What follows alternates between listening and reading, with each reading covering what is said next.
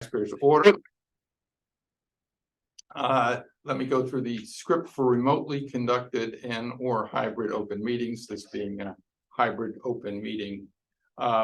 We're using Zoom for this meeting, which allows for the public to participate in the meeting as an attendee. The chair can request that members of the public provide their names for purposes of keeping accurate minutes of the meeting. Attendees must register. Attendees will join in listening mode, please. And you can click when you wish to speak and raise your hand, and you'll be recognized. All questions to anybody here should be directed through me. We want to sort of cut down on the real crosstalk and have the meeting proceed in an orderly fashion. So I'm Peter Halley, the chair of the ACNBT. Permit me to confirm that all members and anticipated persons on the agenda are present and can hear me. I think everybody's in the room on the committee, and our speaker is sitting to my right, your left.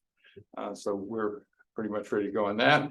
For purpose of a quorum, to go around the room, and it appears that we have 1, 2, 3, 4, 5, 6, 7, 8, 9, 10, 11, 12, 13 members of our committee. So we have a quorum present. Let's see. So this open meeting of the Advisory Committee of Non-Voting Taxpayers is being conducted remotely and in hybrid in person pursuant to Chapter 2 of the Acts of 2023. Ensuring public access does not ensure public participation unless participation is required by law. This meeting will feature public comment. For this meeting, the ACNBT is convening by a video conference and in person in town, as posted on the town's website, identifying how the public may join. Going over the meeting ground rules, and let's go through the routine. Do I have a motion to approve the agenda? Yes. Second? Second. All those in favor, raise their hand. Aye. Anybody opposed? Okay, good. The meetings minutes for the last meeting are posted on the website, and hopefully everybody's had a chance to review them. Do I have a meeting to approve the minute? A motion to approve the minutes of the last meeting? Second. All those in favor? Aye. Anybody opposed? Okay, that passes. Good. So that brings us to our speaker of the morning. Guest speaker Tom Dixon, who is the newest or most recently elected member of the select board. And it seems to me that we're extremely fortunate to have a hardworking and devoted select board. And Tom, I think, brings additional talents to that board for a couple of reasons, but the ones that stick out to me are that his experience being a legislative assistant for the area's legislative representative Dylan Fernandez. And that tells me, and now I've seen it in person, that he knows how to listen. He knows the legislative process. He's thoughtful. He understands the law that governs what the town can do. And therefore, I think he is going to be extremely helpful in the select board. And that means all of us, benefiting from his past experience and his care and attention currently. He demonstrated that again in his work on the short-term rental working group. And I want to thank you very much for being here. And what we're hoping to do is let us know what your priorities are, what you think can be improved. I think in particular, our mission is to give you the best advice, you mean the select board, the best advice we can muster up from this group about what non-voting taxpayers think about various things you're doing, or bring to your attention things we think you ought to be doing and considering. And so, how can we be as helpful as possible to you as well? I think there's another issue that came up sort of in spades at the meeting the other night, and that is this town government study committee, which we have a member on, and I don't think it's started meeting yet. But if there is a new form of government, we want to be part of that in some way, so that we can continue to bring this viewpoint that we think is necessary given the business of the island. Okay. Gotcha. So thank you. Thank you, Mr. Chair. That's a generous introduction.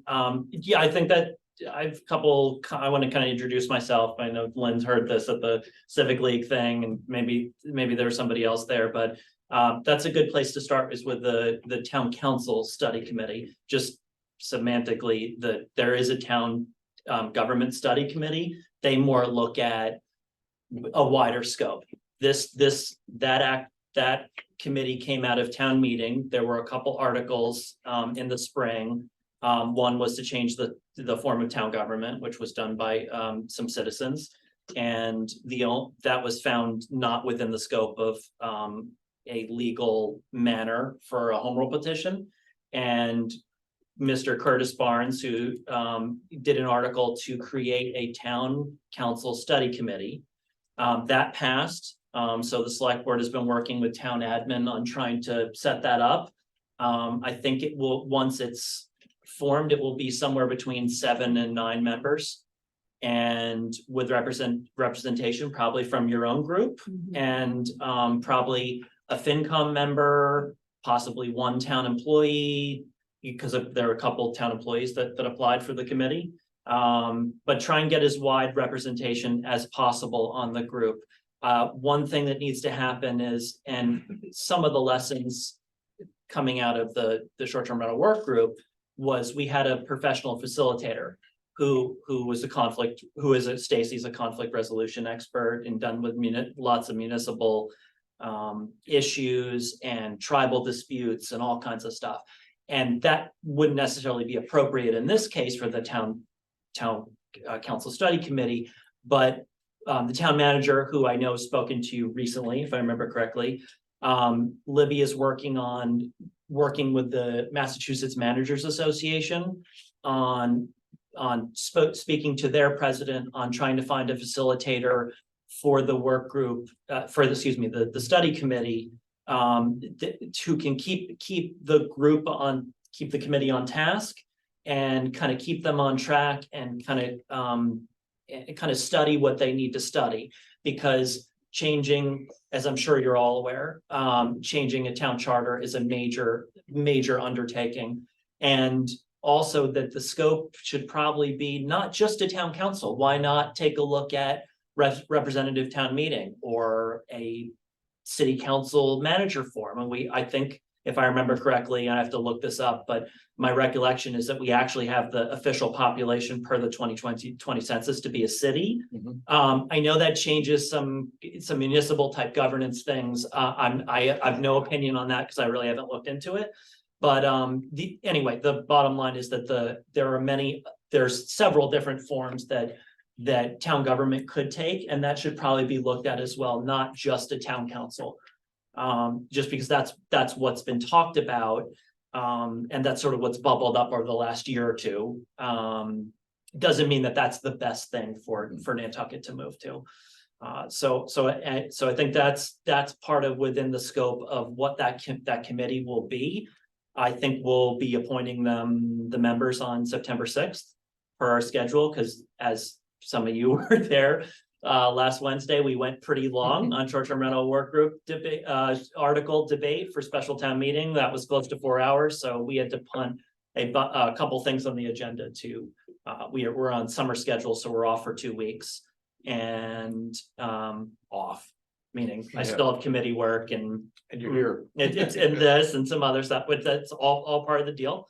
But yeah, so that will be coming, and I think that will be a really interesting dive into what's possible, and I hope folks like yourselves, as through a representative, will come and give your opinions and say what you think would be best. Because open town meeting may not be the best form. That's something that I talked about in my campaign, that I was open to at least to the discussion. I thought Mr. Barnes's article was a really good idea, but again, it's complicated. It might take 5 years of taking a look at it and working with town admin and the finance director and making sure that all the enterprise funds are in the right place and all kinds of stuff like that. So that's just one piece that we've been working on. And I think it probably will take a while. The short-term rental work group, as Kathy and Peter are aware, took 10 months, close to 10 months. I don't know the schedule. I think that's probably open to whatever the facilitator thinks and whatever the natural schedule of that would be. So if I might step back for a minute, I'm Tom Dixon, like Peter said. I worked for our state rep for a while as his legislative liaison for the House of Representatives here. That was an amazing job. I loved it. My successor, Charity Grace Moffson, is now, she's on island. She's actually my neighbor. I see her all the time. And I'm sure you might have had her or will have her to a meeting to been here to discuss.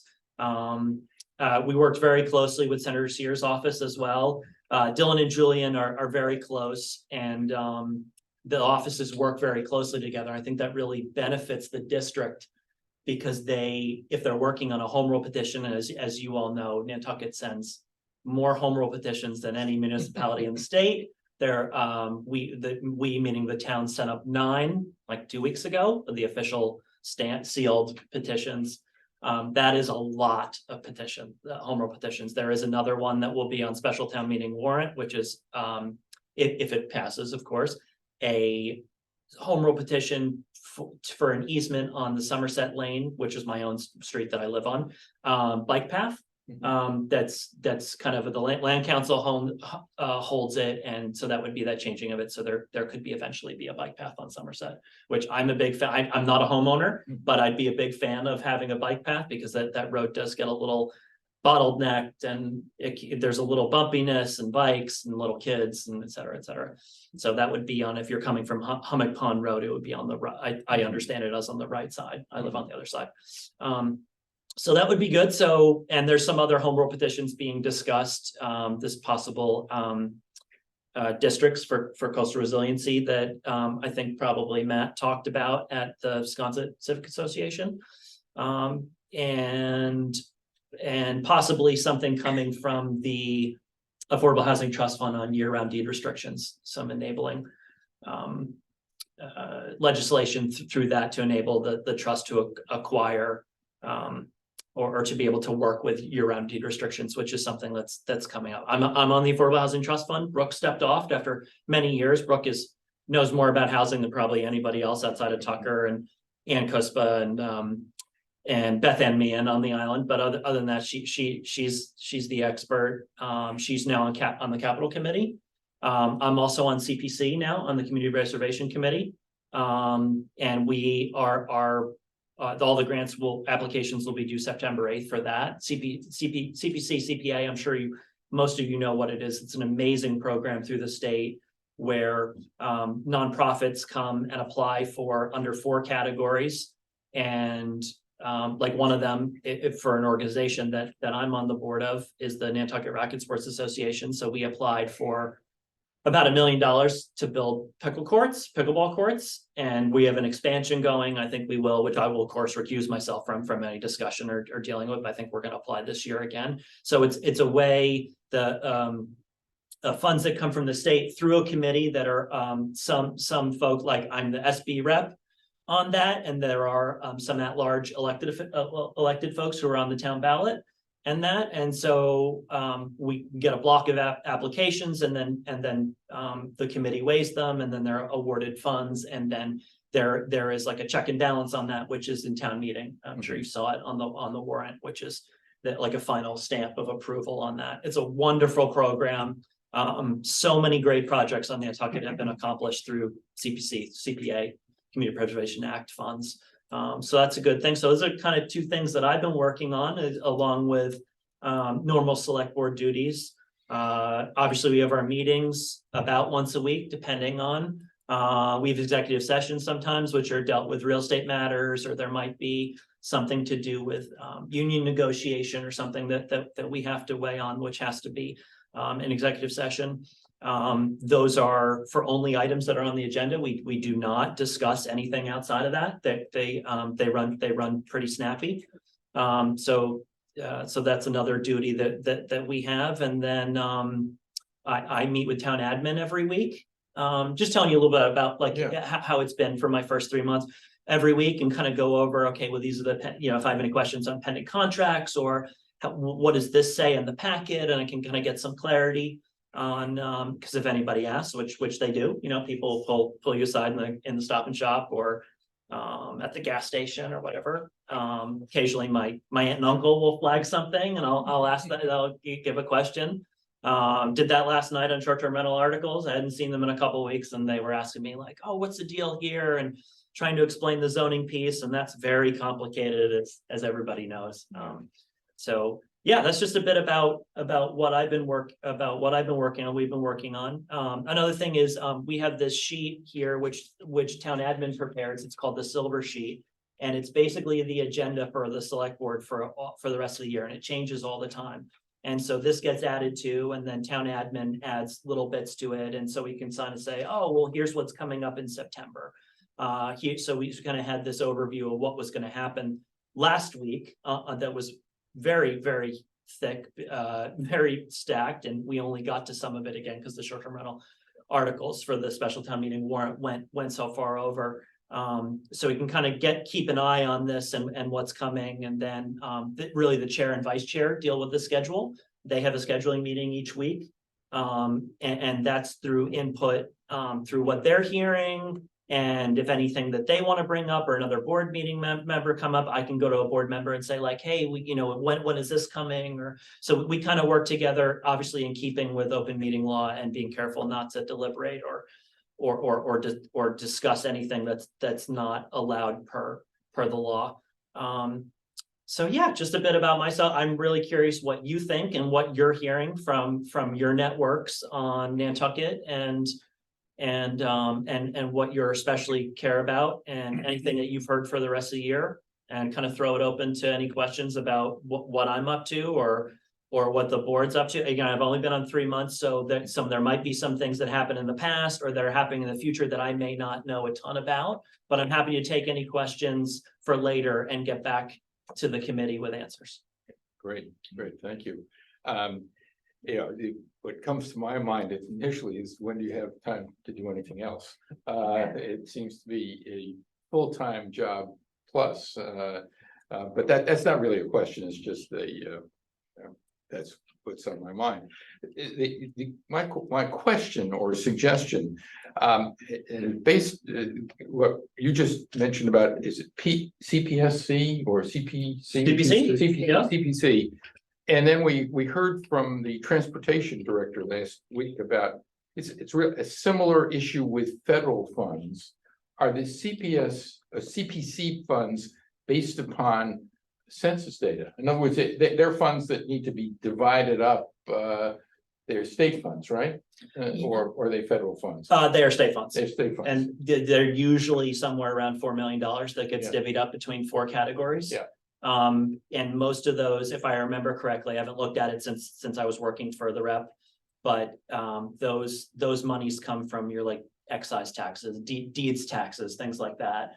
And that block of money comes back to the committee, and they're dealt with. So it is state funds. It's state funds. And so is that $4 million set aside for Nantucket, and then it's yes, okay. Yes, and it's an opt-in through your municipality or through your legislative body. So that's based upon the excise taxes paid here or throughout the state. And what I'm trying to get to is this issue that we heard last week of what I would call deficient census representation, because there are a whole bunch of people that just won't return census. Oh, on population? Yeah, and what can be done, because we're now, what, 7 years away from the next census, which is kind of long-range planning.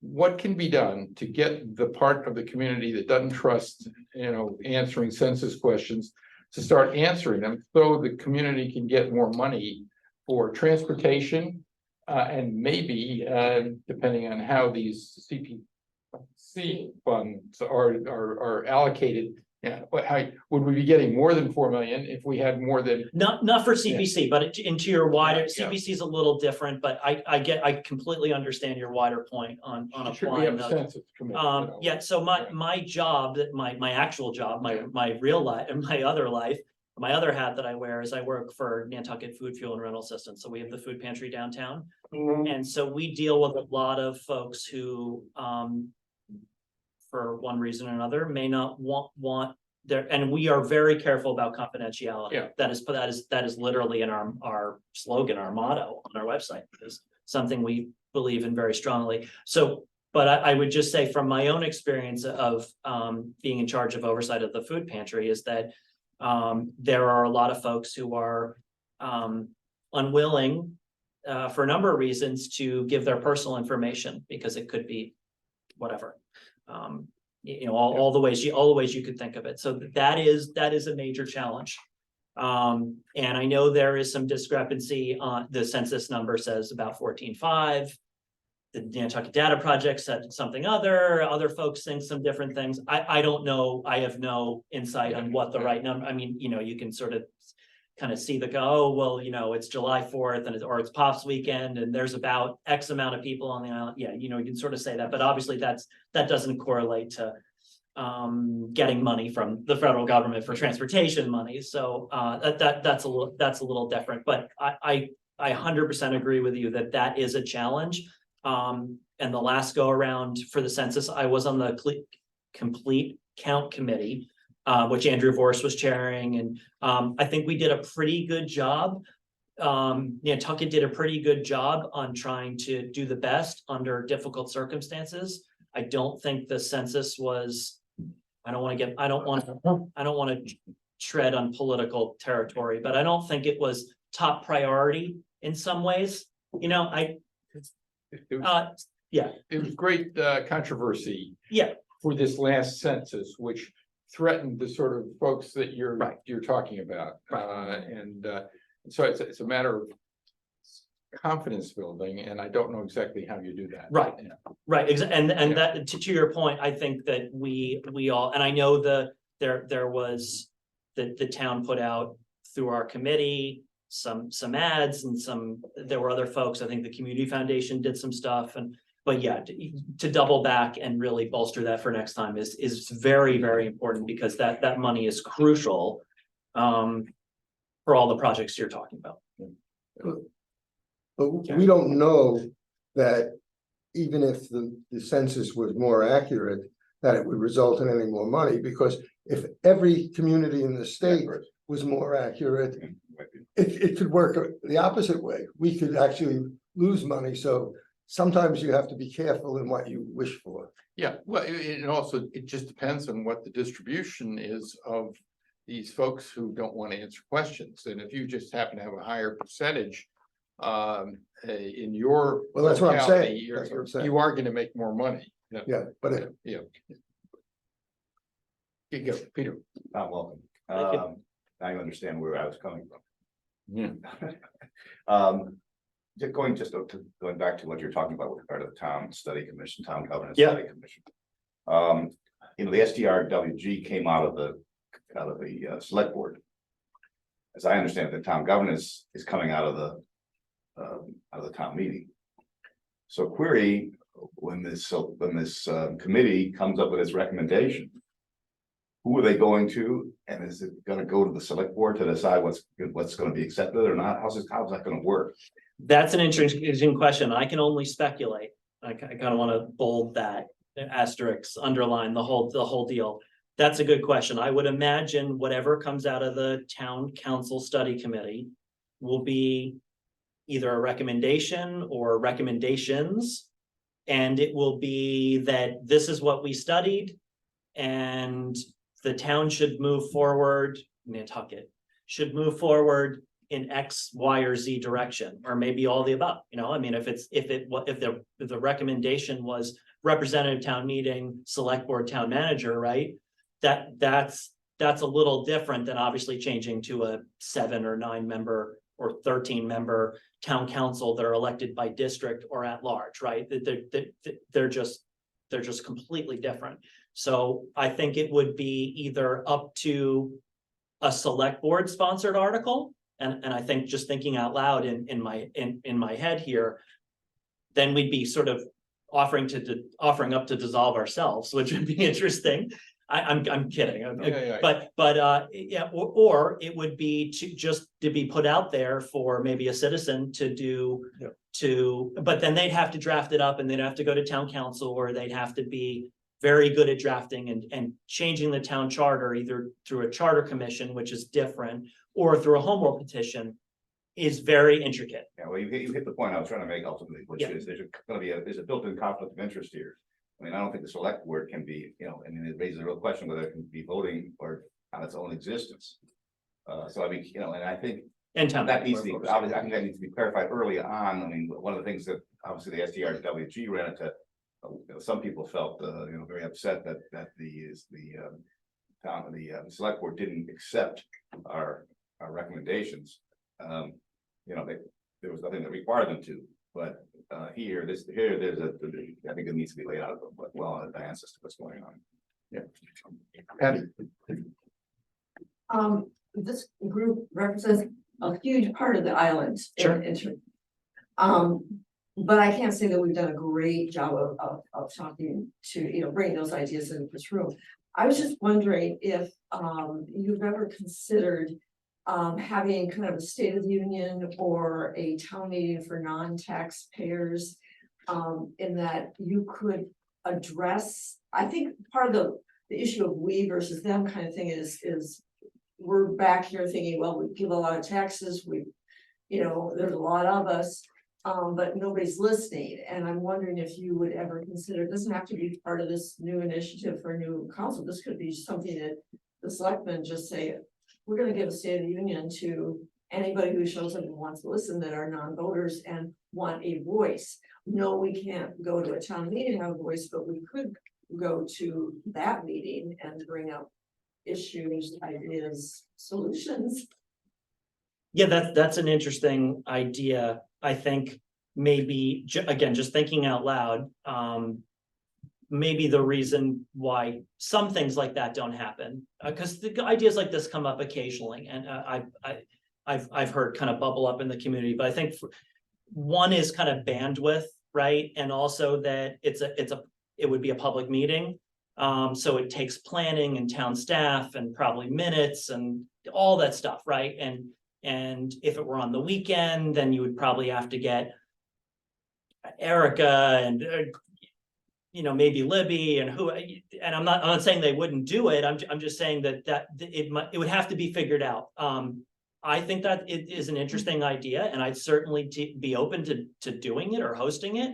And that's something that I can bring up via this committee as something that if everyone feels that would be helpful. We have our governance workshop in October, which is on the strategic plan. And I'm happy to bring that up when we have the whole board. That's something that's kind of open discussion on kind of the incoming year, if you will. Doesn't this, it's not what Civic League does? I mean, it's not. Yeah, the Civic League does every year, as you know, Tom. Tom. You were there this year. They all come. The Civic League does have an open meeting, and the select board members were nice enough this year as well to actually show up. They all show up, Answer all they all speak. I mean, I think the Athenaeum Auditorium, you never can hear any damn thing they say here. Yeah. Their acoustics is dreadful, but they do give whoever wants to come to that meeting. And it's a lot of non-voting taxpayers who come to that meeting are there, and they're able to ask the questions. So some of the members of the select board may say, we already do that through the Civic League. And the only question is to get a much larger audience. They'd have to use that hockey ring or whatever they have out there on the island I don't think any more people would come. but I'm not sure anybody's gonna come anyway, because the seasonal people are here to. Well, just we're- for here. we're kind of in, and I'm speaking more for myself, I think. This committee is kind of in this gray zone where maybe not enough non-taxpayers know that they have a voice. And then they say, well, what is the voice? And we're going, well, we can make recommendations. But I think at least my purpose on being on the committee is to make the taxpayers know, or non-taxpayers know, that there is a committee and to promote our committee, and this would certainly be a way of doing that. Now, I'm not educated enough to know about the civic thing, so if there's crossover, you don't wanna Yeah, they have it every year. double team that, but Yeah. maybe we We could. could co-sponsor, collect- arguably, we could Okay, co-sponsor. okay, so, Tom, Yes, Tom, I would like to say, I think what we're coming to a consensus now. That we would like an official representation of some sort.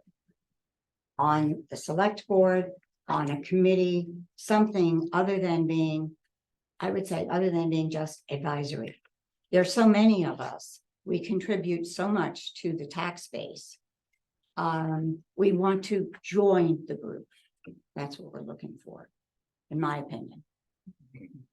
And the other thing is, you mentioned something about the Massachusetts Manager Group or something that might. Municipal Association. Municipal Association, that might facilitate. Possibly, yeah. Possibly. I think that's crucial to have the right facilitator who's got a plan and who's done this before and understands how to get a lot of different opinions and funnel them into something cohesive and workable.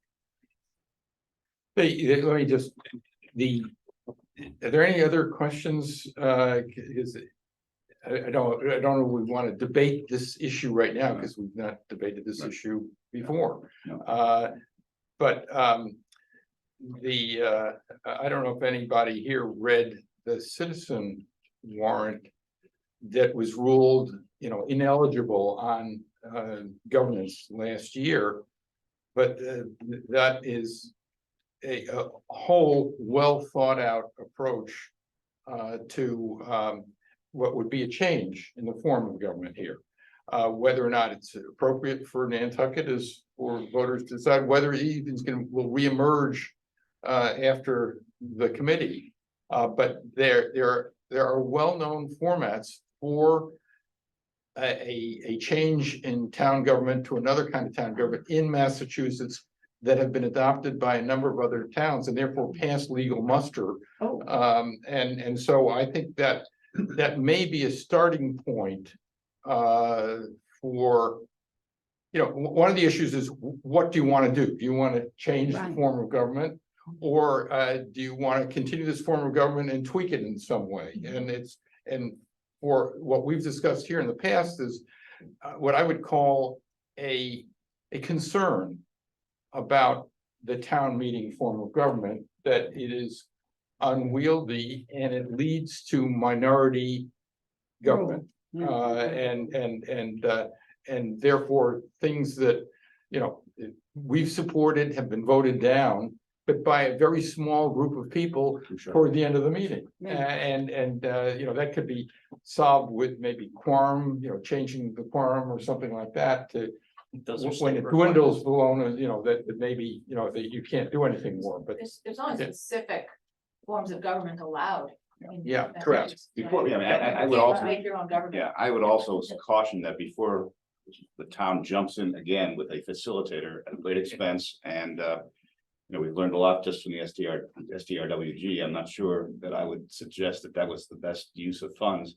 We've got Curtis Bar, I mean, we have people, there are people who, who've been working on this for a long time, who have the temperament, who could be very good facilitators. I mean, Curtis has got great temperament to handle this kind of thing. So I would urge that you carefully think about that. Very before- carefully. yeah, I think that the citizen warrant was headed up by Jeff Carlson and Roberto Santa Maria, perhaps, and there is a lot in there that I think anybody needs to look at when they approach this whole subject, because it's kind of it's like going to a store and there may be something on the rack that you can put on. That would be excellent. Peter, to your point, what was the name of that? That I'll one I'll could get, look I'll up? get, I'll get you the Yeah, actual, warrant. number of on the warrant. Okay, Last thank year. I think I may have. And I sent it think to if you were to look at the town government study committee Yeah. report. Yeah. There's a lot of Okay. information and background in there. that Okay. Help, that's like a jump start. Okay. Yeah. You know, I followed over the years, the town government study committee that John Breschler ran. And I attended many of the meetings. I spoke at the meetings. I was chairman of this committee at the time. Yep. And the thing that I kept emphasizing, and that our committee, I think, believes as well, is that our current form of government disenfranchises a huge portion of our population because they're unable to go to an annual town meeting. They're unable to spend 8 hours passing all of the laws. And people who are either unable to travel because of illness or family people that have to stay home and watch children. So that's why we get such a small population that actually shows up. For the last several town meetings, I know I counted each time, we've never had 10% of the voters actually showing up on the first day. Never. We have 9,285 voters, and we're lucky to get about 9,000 this year, the first day. Second day, it's 454. And all of those laws that are passed on the second day become the law, but they're passed by less than 5% of our population. And one of the things that the town government study committee looked at, which is not being discussed as much, one of the things that I thought I loved hearing about was there are 3 or 4 municipalities in the state of Massachusetts that have adopted the representative form of government. And how do you do that? You have, based on the size of the population, you end up with about 200. We figured out for Nantucket, we'd have about 200 representatives would do all of the voting. And that would mean that these representatives would have sections of the island to whom they would speak and hear the issues. I'm a Brant Point resident. We only have 2 voters, our year-round voters, I think, so nobody speaks for us. And it may be the same in parts of Wisconsin as well, where there are much fewer year-round residents than in, say, Mid-Island.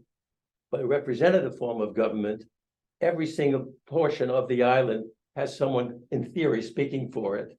And by the way, one of the things I noticed was that in one of the municipalities that have selected and has the representative form of government, they were actually able to have electronic meetings.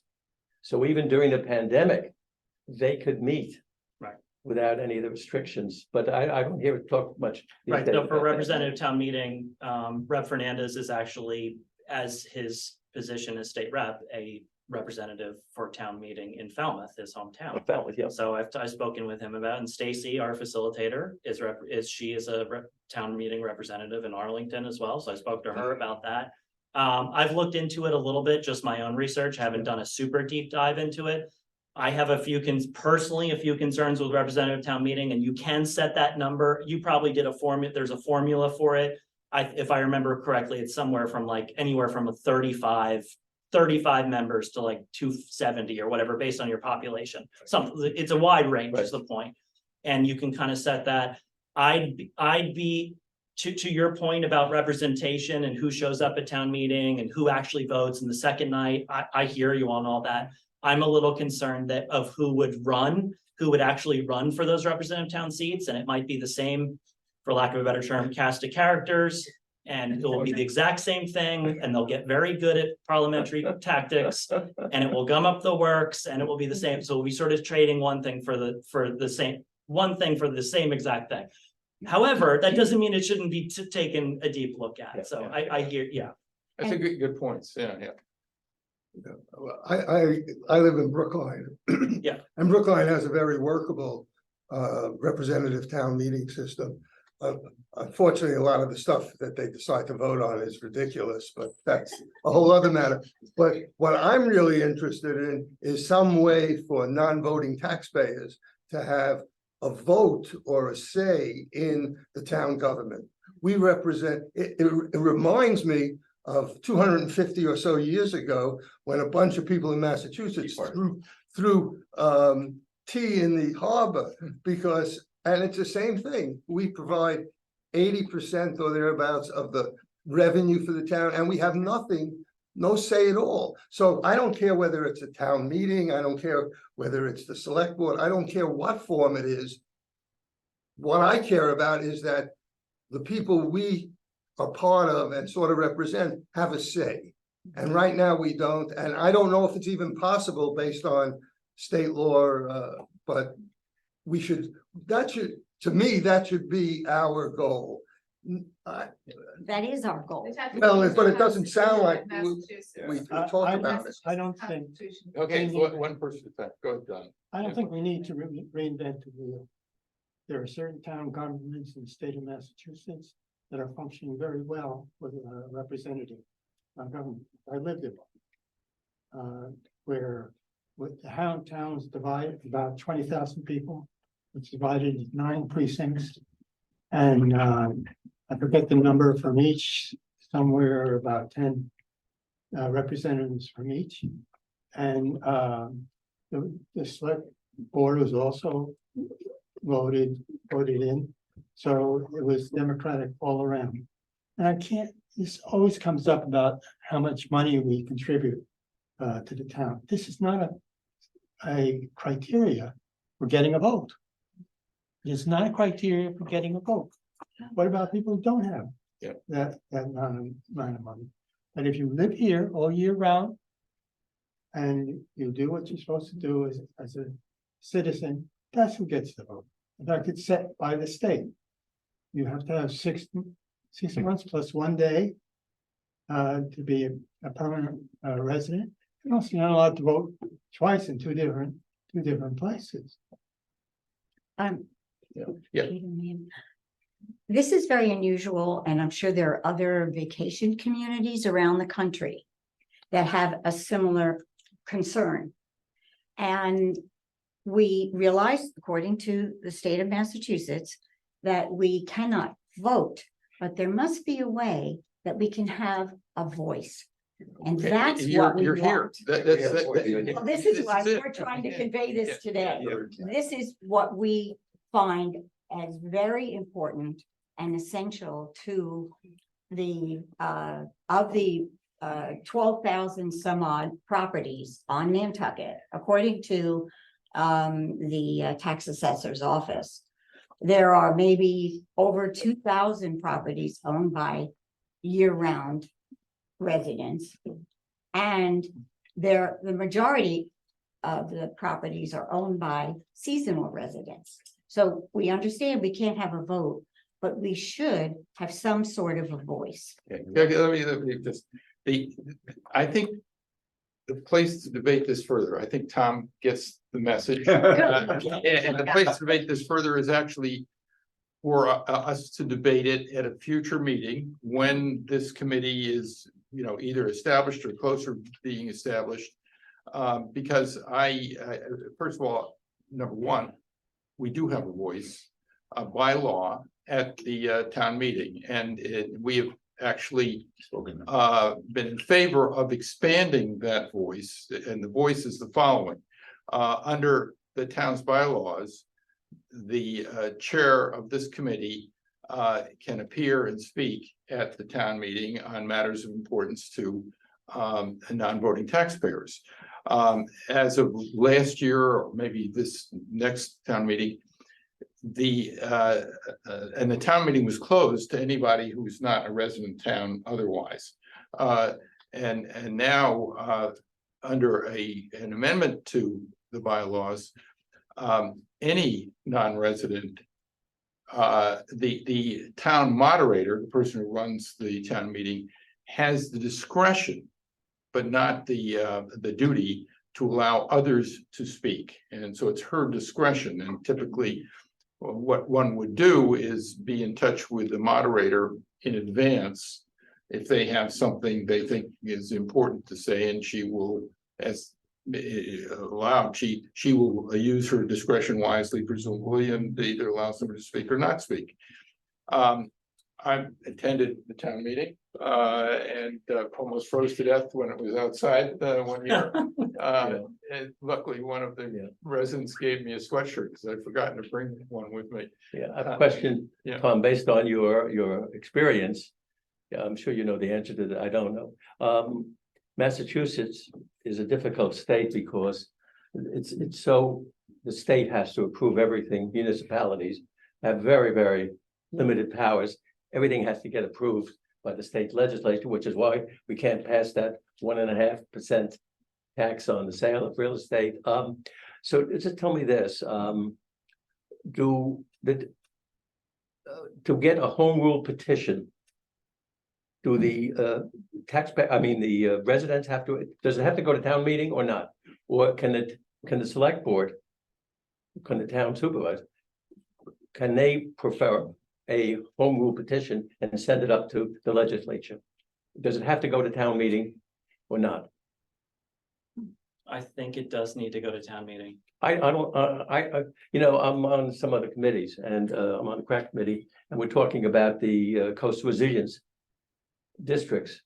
Yeah. And we were talking about whether we just try to do betterments or whether or not we do a home rule petition. Yeah, we had a briefing on this. As And, select board a couple weeks ago. and that same lawyer who addressed your committee, Vicky Marsh? yes, Yeah. she seemed to think that it was easier or better, preferable to go the home rule petition, but she didn't mention during that it would have to go to town meeting first. So that's why I don't know the answer to that. I didn't know whether you can do a home rule petition without going to annual town meeting. So the select board approves the warrant, which we did on Wednesday night for the special town meeting. And then those individual articles will be adjudicated at its requisite town meeting. And then the home rule petition will be okayed by majority. And then that will be sent up with certified copy to the state. But you just said before that there were nine home rule That have all petitions. passed, that have all passed town meeting. But those have all passed town meeting. Yep. Oh, wow. Can the state, after passing town meeting, I mean, the legislature could say, "The hell with it, we don't want it." Yeah. Yes, they say, We did. yes. And Dylan, Very hard to get. Rep. Fernandez does, of course, take all the home rule petitions, but if he highly disagreed with one, he doesn't have to. He can disagree with it.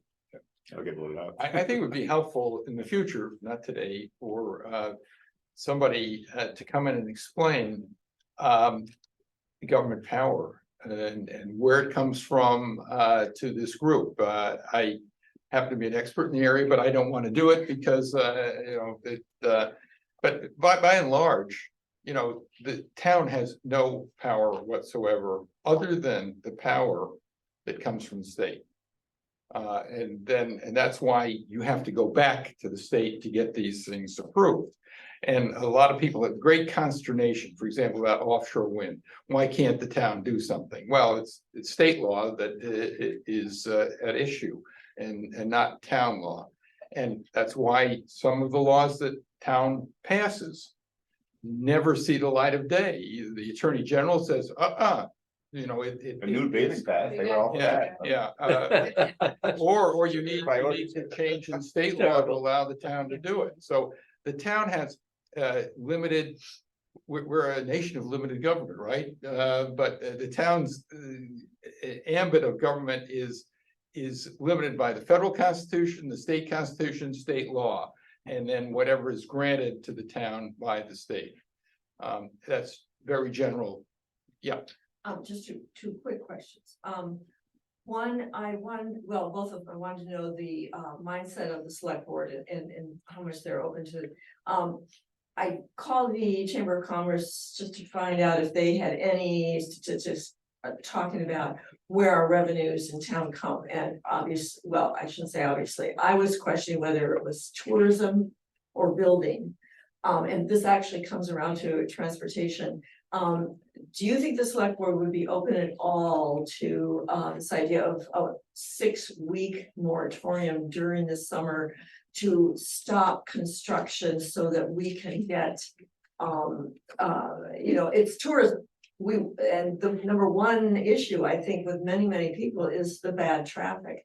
And if we could just squelch a little bit the building, because we're really building out, and it's a, it's a finite thing. If the select board would be at all in line to give the 6-week moratorium on building.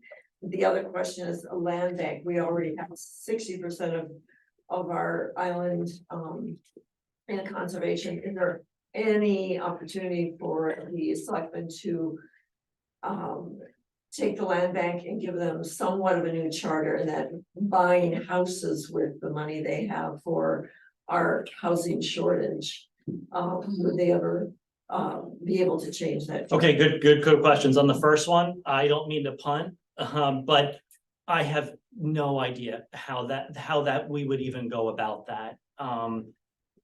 I don't want to certainly speak for any of my fellow select board members. That is not something that I've come up. My guess is that's quite complicated, and like layer on construction and all. I don't know exactly where to go with that one. Building permits, probably. Yeah, I'm just not sure that this might just be me being only elected for 3 months now. It's an interesting idea, but it sounds extremely complicated to me. If I do hear anything, I will certainly get back to the committee on, I know some kind of ideas have been generally floated occasionally, but I can say there's nothing on my radar that's specific. I don't like to punt on that, but I just don't have anything on. The second part, that's a good question. And some people bring up the land bank occasionally to me and other select board members, I'm sure. The land bank has its own enabling legislation through the state. Any change in their purview would be through a home rule petition or a home rule petition to change their enabling legislation. Yeah, I mean, a citizen could do I'm not suggesting this, and the select board has nothing to do with this, but I'm just saying a citizen could make a petition that could insert the word affordable housing in their enabling legislation or anything, right? For that matter.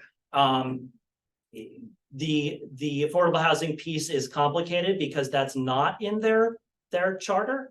And the land bank has other, I don't want to speak for them, but my guess is they would say they have lots of other stuff on their plates. And they may or may not be interested in that, but you certainly talk to the land bank commissioners. Neil Patterson is the chair. He may have differing ideas on this. And then on the which Gary, you brought up before on the 0.5% on real estate transactions over $2 million, which is a home rule petition. So they're now over 14. It might be more than that. Somewhere between 14 and 20 communities in the state that in the Commonwealth that have done home rule petitions for very similar things. That has been, Nantucket was the first and has been trying to do it for over a decade. The problem with getting it through is that it's a novel idea as far as the legislature goes. The legislature, you want to add something to this. The legislature does not like to give just traditionally carve outs to individual communities and have something that's so novel and a major change of policy to a specific community. So in the succeeding decade, there's been a lot of groundswell because of housing crises in the Commonwealth, places wanting to build, prices being high, loss of year-round housing, rents being high, et cetera, et cetera. There's been a move in other places like Boston has their own home rule petition. They also are interested in rent control. That's a whole different thing. But this has bubbled up all over the place. And now it's sort of moved into, it's moved into a move to do a statewide transfer fee.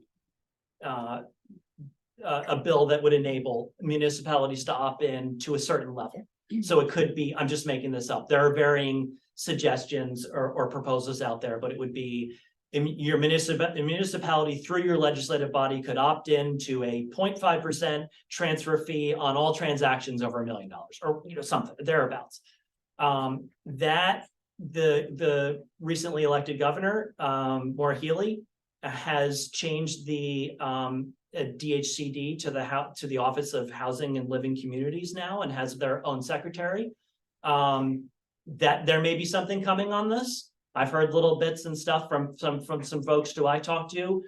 Will this go through eventually? I certainly don't. I certainly have no idea, but I can say that where this was from a decade ago, with Nantucket being, Nantucket is so far on the outlier, 30 miles out to sea, sole source aquifer, difficult to get on off the island. Housing prices are so high, only 1 or 2 houses under $2 million or whatever. There all these things that we know that Nantucket are specific about. We've been there for so long, and now all these other communities, including the Cape.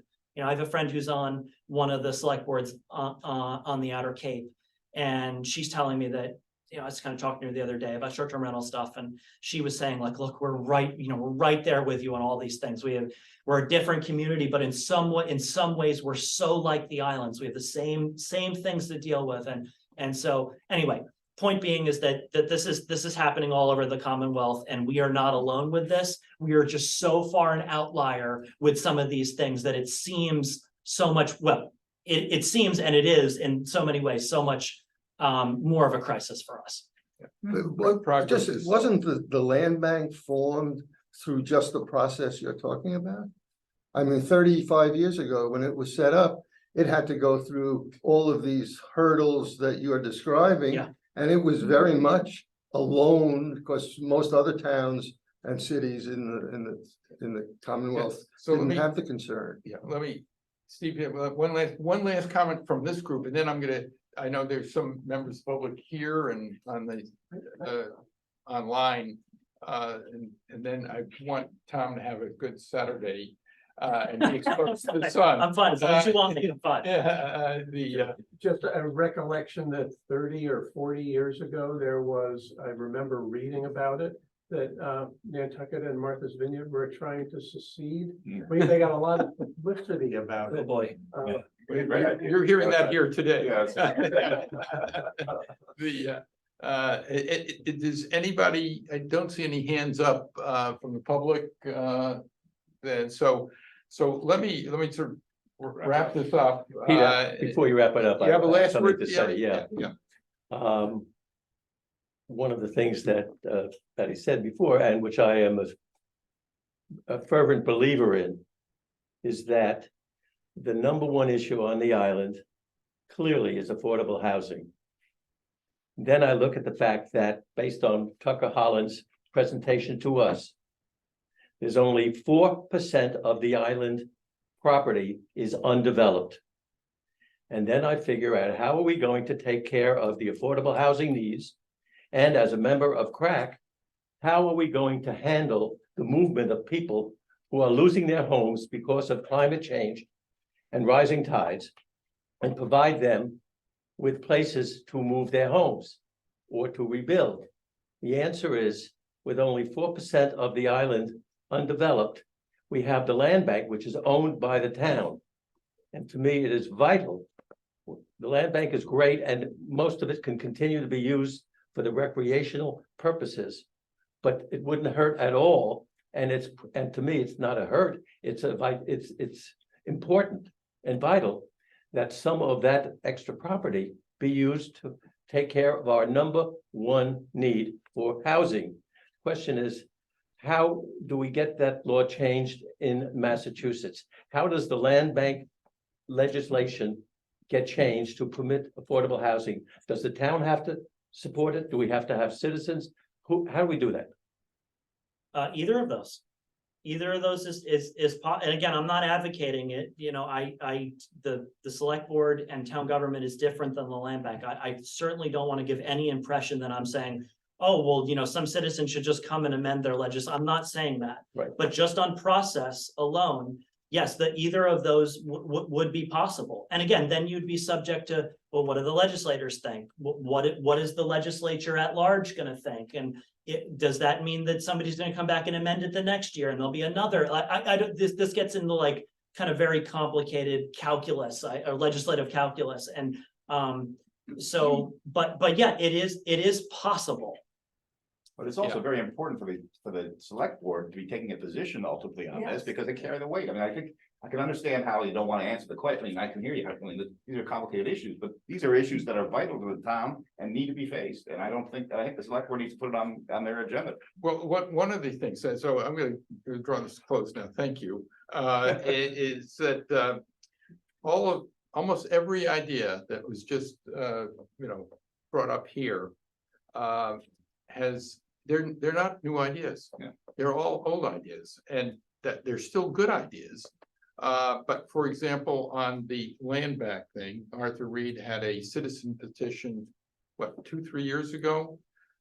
To devote some of the land bank money to affordable housing. It was Brookmore's, but That was voted down. Brookmore's. And on Yes, a perfect construction, example, excuse me. on construction, we had a noise committee, and part of the focus of this noise committee was to reduce, not prohibit, but reduce some of the construction activities during the high season. That didn't even make it out of the committee, because the committee also had contractors on it, and if you think about it, if you have a shortened season and we're having trouble getting enough people to work here anyway, and if they can't work year round, they're going to end up someplace else. But so that has been considered, but at a very low level, never getting up. But I would suggest that if you really want to retire quickly from your position, be in favor of stopping construction for 2 months. And, most of a significant percent of those voters who will be there in the part of the session will vote it down anyway. Lastly, sort of the vote and voice issue. Everybody at this table, everybody who's tuning in, whether or not they can speak at town meeting, each select board session starts with public comment. And the select board has a practice of, inviting the public comment.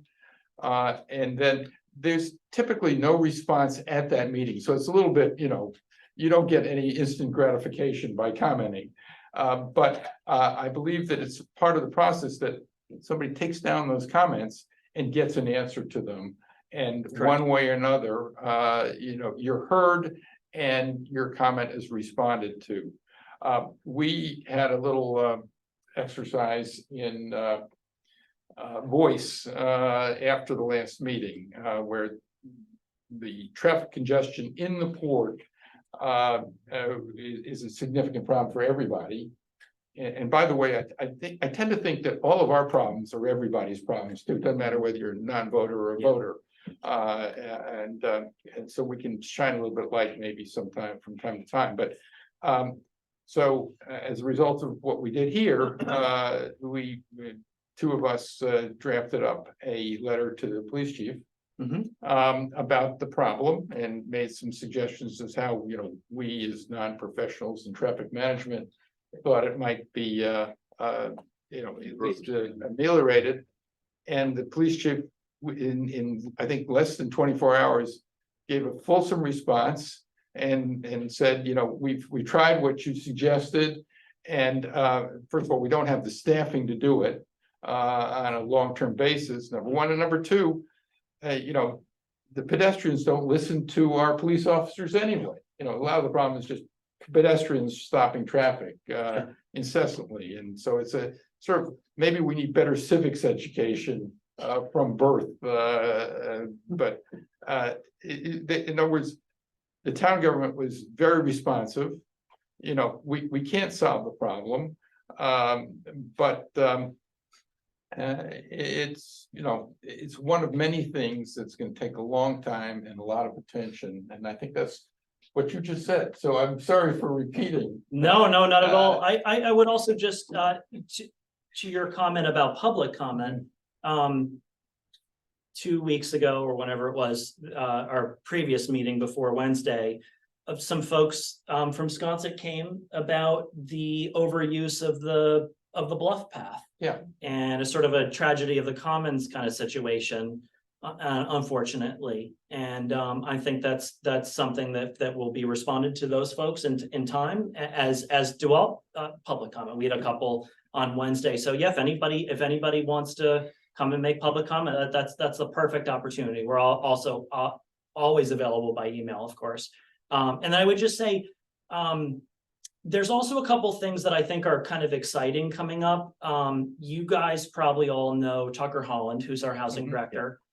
Tucker's working on a bunch of stuff that is upcoming. And I would highly suggest asking him to come in and talk about what's kind of coming up with that. Some stuff on year-round deed restrictions and this land trust is really interesting. That you all might have saw that a couple weeks ago, there was a housing expert from Vail, Colorado on some stuff that they did.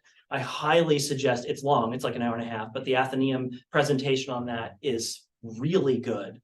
So that's one thing. I also think there's a couple other issues that are coming, say on e-bikes is a major thing. And this is the perfect example of state and local is that there's only so many things we can do. And there's lots of kids and teens not wearing helmets, and there are kids being called out on Facebook and people getting upset and on and on. But anyway, the last thing we want is kid or teenager hurt or worse. And hopefully that the select board can do, I don't know, a home rule petition or something, because the state law has been for whatever reason slow on making regulations. You know, those class 3 bikes, the class 2 and class 3 are very fast. Anyway, I don't want to editorialize too much about that, but anyway, I think there's some stuff coming on that maybe not that part's not exciting because it's super processed, but you know, I know that the rest of the board does take a lot of these issues very seriously, and you know, there's just so many things that we're faced with. Coastal resiliency, and a lot of credit to your committee for really stepping up and doing that plan and working really hard. And that meeting that we had with the land bank 2 weeks ago, co-meeting on the Washington Street project. I don't know if you all saw, but in our packet, you don't have to, there's not really nothing to read, but just the pictures, it looks beautiful. Yeah. It really does. If that comes to fruition and the water will go under and kind of pool in the land bank adjacent property across the street, that's a great, I don't know, beta test is the right word, but just a collaboration with the land bank on sharing funding responsibilities, and something that's like a kind of win-win for the town, if you will. So yeah, I know we're all kind of focused on traffic and all the other stuff, but there's some good stuff. There's some good stuff there. So Is that Vail presentation available? yeah, if you go to the Athenaeum's YouTube page, great. it's right there. I'd like to see it. So on public comment, separate, you don't even have to go there because they're hybrid meetings. And you can, I don't know whether you have to pre-register or just not, but you can do it remotely. And You do have to we are also very, very happy about our ability to meet remotely, because we, especially leading up to town meeting, nobody's here typically. And it allows us to continue to meet throughout the year. We hope that, I think it's a March 2025 drop dead date now or something like that. We hope that will continue beyond, you know, we're in you want to talk about a town meeting, which was great for a small town. Well, now we have virtual meetings, and it's very, very helpful. So Exactly. Well, nothing on short-term rentals. I was We claimed victory and left.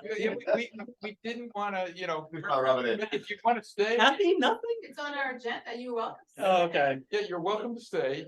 And you know, I think, you know, you see some smiling faces. Not everybody's face is going to smile on short-term rentals here, but that probably means there's a good result. So thank you very much. And Yeah. Happy to. I'll stay a few. okay, I'll say a few. great. Yeah. Thank you. So very short-term much. rentals now. Okay, let's have a report. Yeah. Oh, no, look at that paper. Hopefully a brief one. It's good to believe that's all. Well,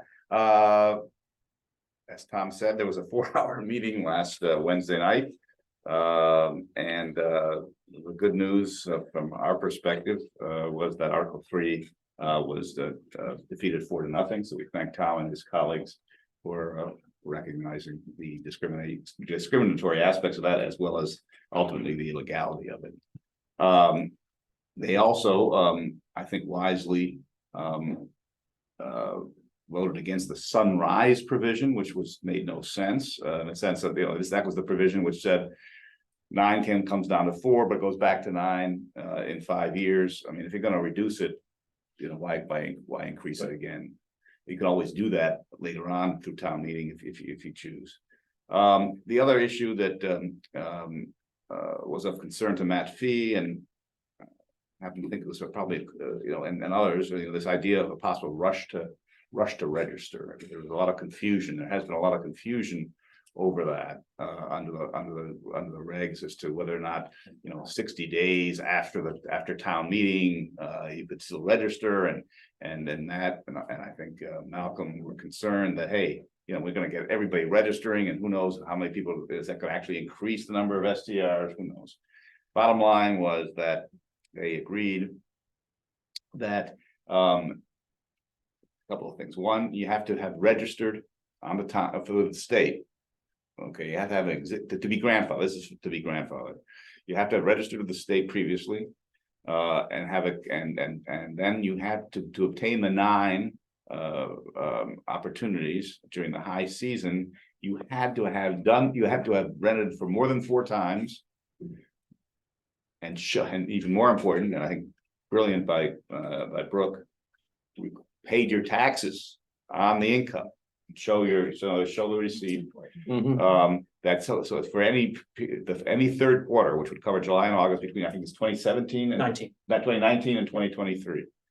Again, the point being, hey, if you're going to grandfather, this shouldn't be a freebie to just anybody who wants it down the road. Grandfather means you have to have it done. So I think this also is actually good for town meeting, because for those, and there are obviously many people who felt that that's what the short-term rental group didn't put the brakes on hard enough. There's a difference of opinion on that. They certainly put the brakes on, but it was sort of a gradual one. The feeling was, hey, we shouldn't just slam them because there are people who've been planning on their futures around it. So bottom line is, town council came around to our position ultimately and said the magic words, better than 50% chance that this is going to go down the tubes, which we've been telling him all along, but he finally bought in. He was asked by the council to amend the proposal to meet the terms of the discussion. That just came out last night. I think Kathy's looked at it. I have not had a chance to study it yet. There are some questions. I hate to think that we have to go through another meeting on this, although the town council, the select board did offer a possible meeting on Wednesday. But the next thing is going to, assuming that he's done his job and it's natural what he said, then next step is town meeting in November. And then the question is, and this is an important question for us. I mean, our mandate, or at least my mandate from the committee, was limited to a certain extent, which was, make sure that we are not discriminated against. And so there are people both on this committee, and I suspect among non-voting taxpayers, who are on both sides of the substance of the issue. So query, I mean, ultimately have to think that what we don't want to go, what we don't want to do is go back to the current situation where you're going to get all the tax, it goes down the tubes, and you're going to have all the continued litigation, et cetera, et cetera. But the question is, how active are we in supporting which was going to be clearly a campaign to pass these? It's a tricky issue. It's a tricky issue. And I guess my gut says we should be supportive, and let's work with them, be attuned to what they're doing, but we should be out front. I'm not sure we should be out in front on this.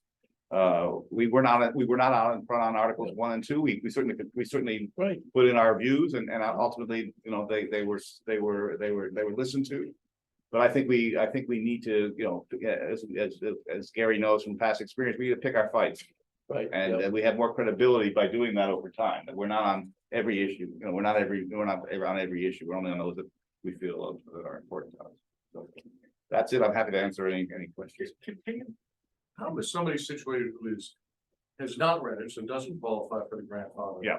But wants to rent There. Okay. Unit you'll get You get four. No, right, you get nine, If you currently own the home, it's only for, oh, the new sales, that's right. only Yeah. if you buy the house after it's supposed to be Gotcha. effect. Then you're in the four, but you don't have to be, be registered and show paying taxes. If you own your home now and you don't rent it, that's fine. You still get the nine. But you don't get the multiple, Yes, that's correct. you don't get the multiple and no multiples, corporation and no corporate, But you do. but get you the can, nine. yeah, you can rent your. No, you don't. Yes, you do. That's not what he just said. I can read it to you. Yeah. It's been confusing. It's actually, I'm mistaken, it's upon sale that it drops, Sale. it drops to four upon sale. Upon sale.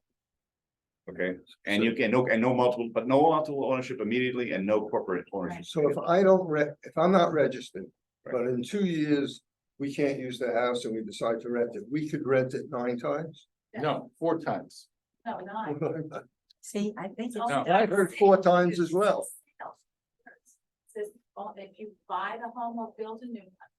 So it's for new homeowner. This is gonna have to be in the, what do you call it, the So it says, questions and answers. But I agree with this Peter that it was. nine applies to everybody, no matter what. I don't think that was Matt Fees, I think I agree with Peter, I don't think that was Matt Fees at 10. No, I think Matt wanted to bring it down. The new language is an H now. Yeah. And it says, any person or other legal entity who receives a certificate of registration to operate a short-term rental in the Commonwealth of Massachusetts pursuant to their law, prior to November 7th, and who submits proof of the state registration to the Board of Health, of the state registration Board of Health. In other words, you have to show that you previously registered during You the get 9, period of then time you when get that 9. registry Then was you over. get I registered, grandfathered. I Okay, let me registered just 2 weeks finish ago. reading this before everybody comments Yeah. on what they think the words are. Okay, so number one is you have to submit proof of the state registration to the Board of Health. To the local registration entity. And 2, submits proof that the owner has collected and paid the room's excise tax required for the short-term rentals in at least 1 calendar third quarter. So that would be during the high season previously. And it doesn't matter the number of rentals you've had, you just have to have paid the, be able to prove that you paid rental tax during the high season. I thought the point was it had to be 4 or more. Yeah, They didn't put we that don't in. need No, no, to it get wasn't. 4 or more here. This has to do with registration and grandfather. Okay. Let's do it Okay. grandfathering. Shall be exempt from the requirements of I, J, K, and L of this chapter. Now, I, J, K, and L of this chapter would restrict you to 4 rentals after a sale. No, M is where 4 and 9 is talking about. Okay, not M. so that's after a sale. So what you're saying is there's still a hole for people who are, The idea was to not hurt current property owners, current people who may decide that certainly they wasn't part our of their intent. plan in the But- future to yeah. rent their home, and nobody wanted to hurt them. But what Matt was concerned about would be the rush to get That the, stops the rush because there's no need to. There's no need for anyone to rush. You don't need to go register because you can still do it. You can't be grandfathered and open up 2 or 3 yeah, of but them. what it actually stops, so is there will be apparently, we were talking about the state has to, this will be a home rule petition to allow this to happen, if it's passed, right? No, it's just needs to be approved by the Attorney General, different than a home. Okay. I know what you mean, but. Yeah. So it has to be approved by the Attorney General. That could take up to a year after it's passed at the town meeting. And so there would be this long period of time really in which people could sell their houses and resell and all the rest of it. And I think this was designed to close that period for additional 9 rental, short-term rentals to emerge, right? Is that? Is there anything that addresses what can be done with sublets. Because it always seemed to me that there was a loophole there that I can lease, I can sublet my property in the summer to the Hyatt Corporation. Who then can do whatever they want. No. Well, they They can, could sublet it by the week. yeah, well, that's an interesting question, because that's not an ownership issue, you remain the owner. But they're gonna have to. So, you know, it's, I think that loophole is there. My personal opinion, that people Well- could do that. we should close it, yeah. So that means anyone who contracts with Inspirato would qualify for that. Of which there weren't in the past too many of those, but it is the loophole you would look for. But that goes back to. Jim's Yeah, question. Do we want to stand as a committee for this? Because I have to say, the perception I have from people I talk to is that this doesn't really go far enough to do what it was supposed to do in most people's mind, is keep corporations out of your neighborhood. If you're a residential zone neighborhood, you don't want corporations on your homes, and that's what this whole thing was about, I thought, and I don't. Well, okay, I think it does, except for this little trick. It does do that. You can't, starting tomorrow, I mean, once it passes, a corporation cannot own. It doesn't take away what exists, but you cannot go forward. with it. It's like 2.5 or 3%. It's very small. I know, I'm just saying the perception right now, and that's what you're going on to get it past the town. That's the part of the education process. And that's why I'm saying we may not want to be out front on this, because the perception isn't being adjusted. Yeah, but I'm, yeah. No, I think your suggestion is correct, that we shouldn't. First of all, it accomplishes the position we've had all along, which is whatever the citizens, whatever the voters want is okay with us, as long as it doesn't discriminate against non-voting taxpayers. Right. And this proposal does not discriminate against non-voting I do taxpayers. think we need to continue to monitor it closely, because obviously it could come back at town meeting. I mean, you know, there's, Absolutely. and there again, so we have to be on top, and there is this group of former STR members who are coming together to address these issues, and I think in that regard, we ought to be, we've been invited to be a part of that, at least to participate, to attend. I think it would make sense to attend. I'm not sure how active we, you know, and maybe we will be heard, but I'm not sure we certainly don't want to be, I don't think it'd be leading in that. Right. Absolutely not. I can speak to that if you'd like me to. So the former members of 7 out of 9, if AC and T joins, and would be 8 out of 9 of the original members, continuing to meet weekly. So asked for a copy of the revised bylaws that town council was doing based on the meeting last Wednesday. If you recall, they were gonna go to the select board, and then the select board was gonna look at them and decide if they were what they thought they were supposed to be, and then either have a meeting or not have a meeting next Wednesday to finalize that. So Libby sent me a copy of them, and I distributed it to all of the former members of the short-term rental work group. And Libby asked me to be the person that she didn't want to get a million people sending her stuff, so she had to consolidate the feedback to her and John Giorgio on behalf of the former group. And of course, they don't have to listen to us at this point because we don't exist. But so there were, a couple of typos and things like that people found that, need to be fixed. A couple of questions, and one of them is definitely to ask the question: is it the 9 or 4? Is it? How do you read that? How do you? That's a good question. Yeah. And also the fact that they were flipped. The articles were flipped, and that wasn't discussed at. And I think you need to give a little more background on that, just what, Article 1 originally has always been zoning. Zoning, right. Article 2 was the general bylaw, for whatever reason that, well, I mean, I know the reason, at the meeting, it was decided to flip them. So that the first discussion will be on the former Article 2, the general bylaws, so that the town, because that's where the meat of the control is, the meat of restrictions. And the idea, I guess, was that this would be, it would educate that's a nice term, educate the populace to that before you ask them to then vote on what some consider obviously a very controversial issue of, do you put a Y Or Mhm. in all the different, the STRs across the island. So the basic, it was not discussed at select board meeting, I think it came afterwards, which is fine. And I think the reason was because of the way you can modify things on the floor at town meeting.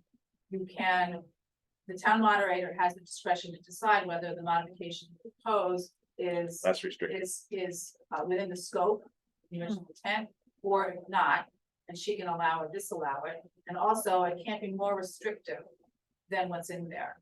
It could be less restrictive, but not more restrictive.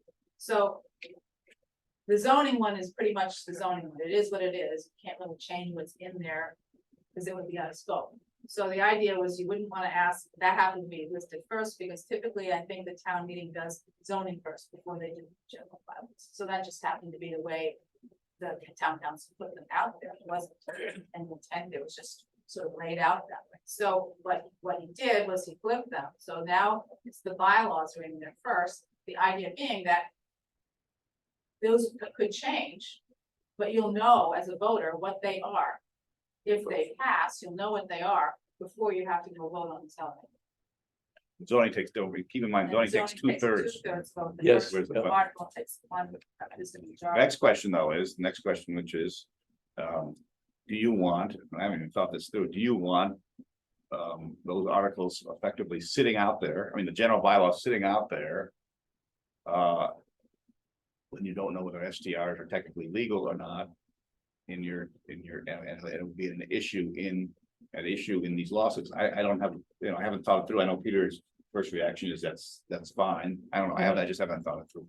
But it's not something that I thought was gonna be. Don't you think a judge, if he looked at the situation after the fact, if in fact the general bylaw passed and the zoning didn't, and the judge had to make a decision, he or she would see that the feeling of the town is that this is permitted, it's permissible activity and it's being regulated, so they were probably more likely to.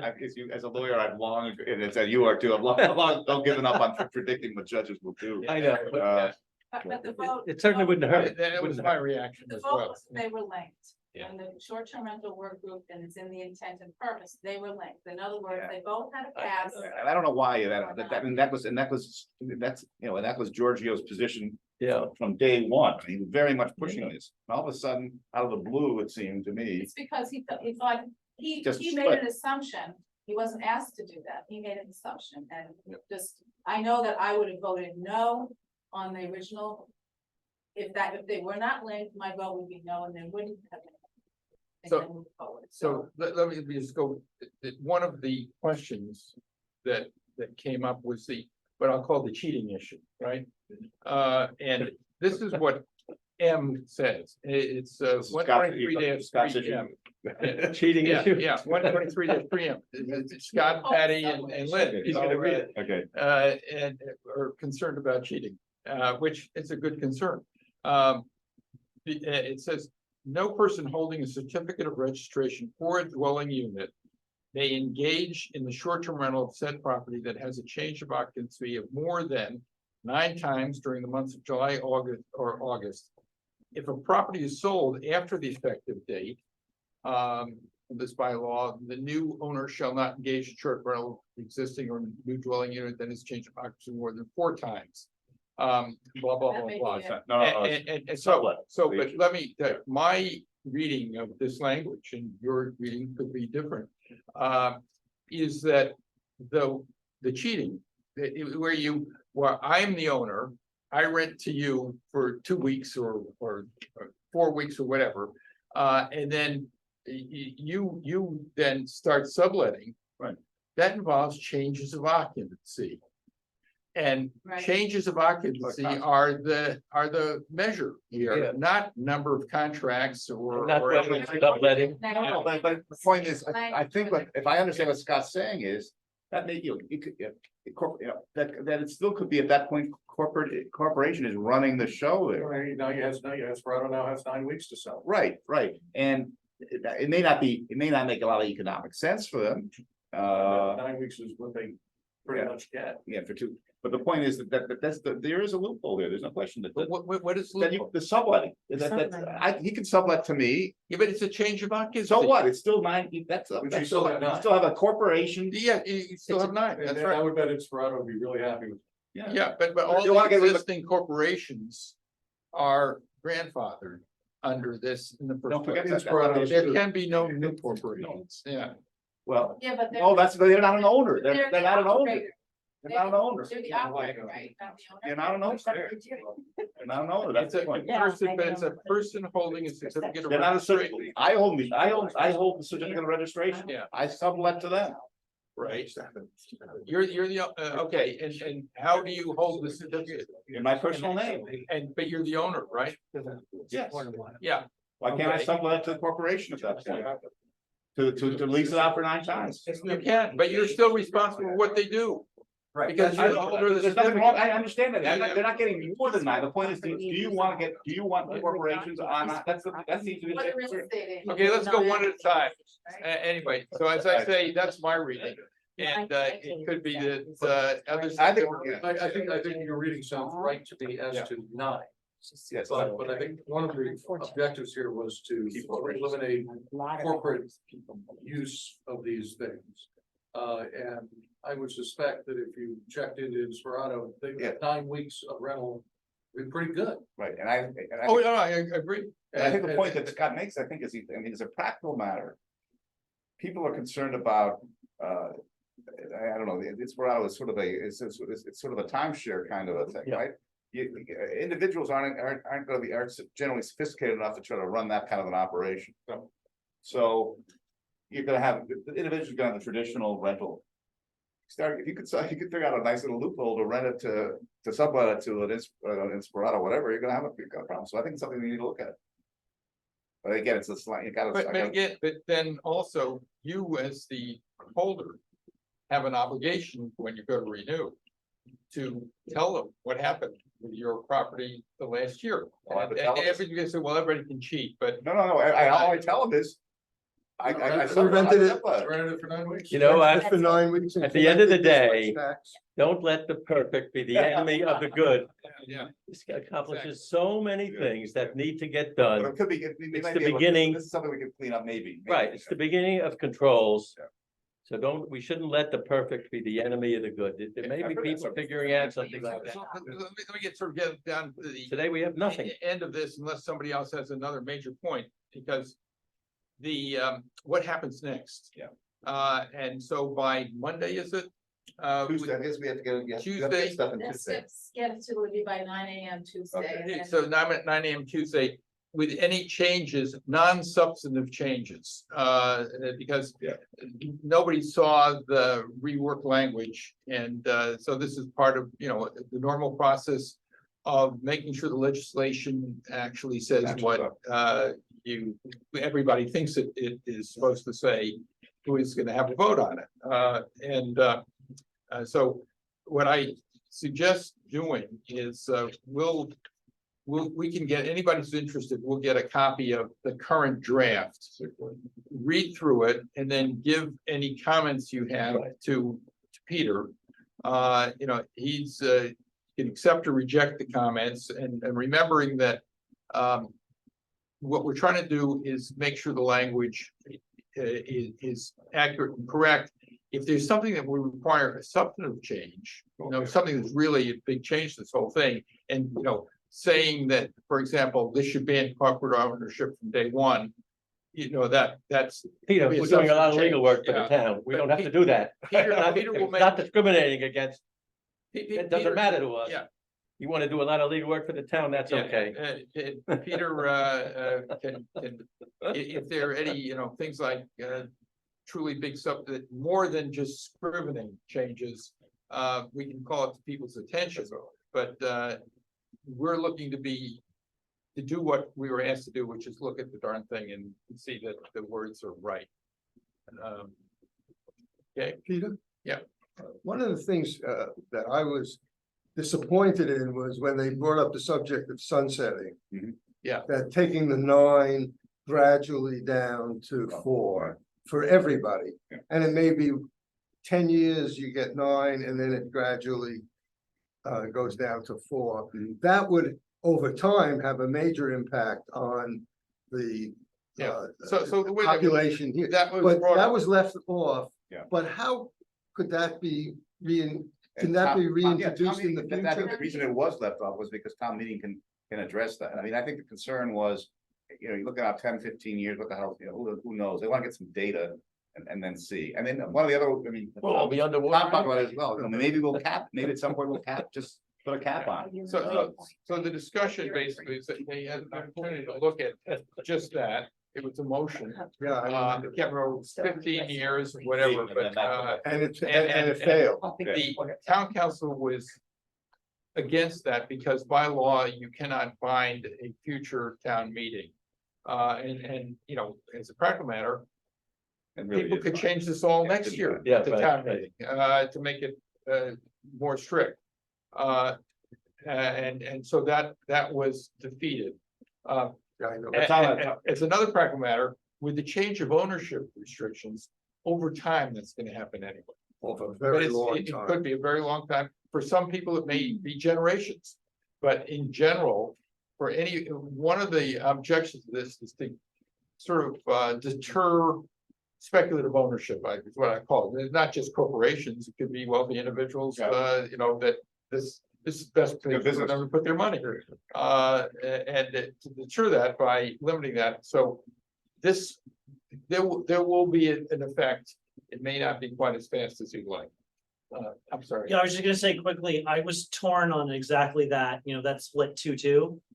And I am very sympathetic to the impetus behind it, but in application, based on what town council said and in the meeting, it didn't seem very much to a much lesser extent with the amendment that we took out 3, Peter, to what you were, you had majorly flagged before, right? But in a much less similar, I mean, severe sense, I was worried about that this one provision or something like it might jeopardize the whole package. And yes, you could take it out on town meeting floor and if the moderator amends it, but what I think my bottom line for not voting to put that in was what town council said, but also like, look, we're paring this down. We're getting a pretty good package of what's in here. Let's not add anything that's too complicated because explaining this on town meeting, the zoning piece is really complicated to most people who haven't spent 10 months on this. So anyway, that was my worry, and I'm still concerned that it's complicated. But I think exactly conversations like this about 4 and 9 and et cetera are really valuable, and that will help the former members of the work group work on an FAQ and get that to Libby in the town, and we can all kind of, you know, hopefully do some kind of public presentation of like, this is what's in this general bylaw. Yeah, I think, you know, the bottom line here is we need a bylaw, and this bylaw is a really good structure. And whatever imperfections exist will, some of them we may not even anticipate, will become obvious over a short period of time. And there'll be an opportunity to amend it in the future. But what we've seen for 3 or 4 years now is without grandfathering, this is not going to pass. With the grandfathering now, I think we've got some limitations in there that make it more palatable to the no grandfathering group. And this is, you know, somebody's going to like the sausage, and hopefully enough. It's just, you know, if you want to talk about governance, the way government works, especially the legislative part of it. So. I think the hardest part is just getting your head wrapped around it, because Yeah. unless you're immersed in it, and the Very worker is not complicated. immersed in it. Yeah. And it's just like deer in the headlights. I can't imagine trying to understand what's in there. Yeah, so this will become a little bit tribal because not everybody's gonna get their head around it. Right, you're gonna And, see, and so you're gonna trust the people you want to trust, or trust the people who are telling the story you like this to hear, even if it's not true. you've already seen it start. I mean, there's this letter that's being Yeah. circulated already. But there again, that's what this committee could be so effective in, is getting the word out. And I agree with you, I don't think we should get up front with this, but to somehow, I mean, Steve has been the biggest factor in getting our committee known, and this could be a help in. I don't think we should take a leadership role in that. I think we should, what we should be doing is Absolutely. monitoring what the STRWG former group is doing and Right. make sure it is accurate. And let's put it that way. And they've got a whole plan to get it out there. But otherwise, if we. I don't wanna, I think it would be a big mistake for our committee. I don't want the public to say, oh, this is what the seasonal people are pushing, right? Yeah, it's That's not a public. political issue. Yeah. But what we have is the town meeting, well, first of all, yes, this is gonna go to town meeting. And that's on November 7th. Yeah. And we're trying to figure out, whether we need to be at town meeting and who will go. If that happens, and I think, there are those of us who are available to go. But in terms of getting out any word, it seems we have some time to think about that. And the word is gonna be more important closer to town meeting than right now. Because as we've all experienced, there's incessant noise about this. Every time you open the Current or the Inky or whatever, there's somebody, just predicting the end of the earth on one side or the other about this issue. And it's hard to sort through it all because there's so much misinformation out there. And if we were to send a message, the number one part of a message for non-voting taxpayers is whatever this is, as it's printed now, it doesn't discriminate against you as non-voting taxpayers. And then as Tom was saying,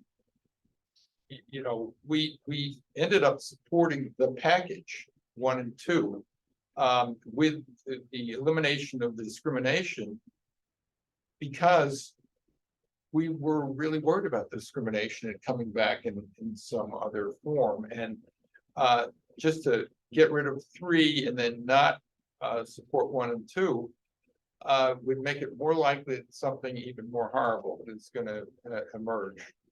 And we thought that was a wise choice. And having, I don't think we can just, turn our back on all this now.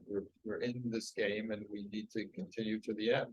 No, I think we have to just say that the town did the right thing. They put together a committee, short-term working group.